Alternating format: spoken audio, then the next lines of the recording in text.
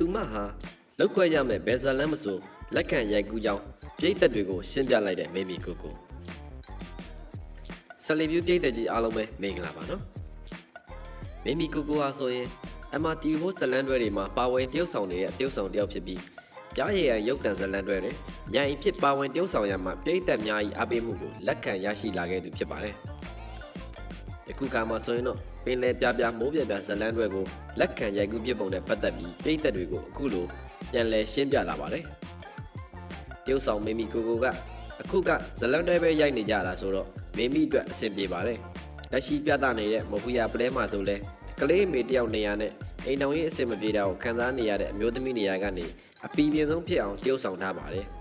မေမီအတွက်လောက်ကွက်ရမယ့်ဇလန်းမျိုးဆိုလက်ခံပြီးရိုက်ပေးဖြစ်ပါတယ်ဆိုပြီးပြောပြလာခဲ့ပါတယ်ဒီနေ့တင်ဆက်မှုလေးကတော့ဒီလောက်ပါပဲနော်အမှုပညာရှင်များရဲ့သတင်းများကိုချိန်နဲ့တပြေးညီနားဆင်နေတယ်ဆိုရင်တော့Salibuu Channel လေးကို Subscribe လုပ်ထားခဲ့ဖို့မမေ့ပါနဲ့နော်ကျေးဇူးတင်ပါတယ်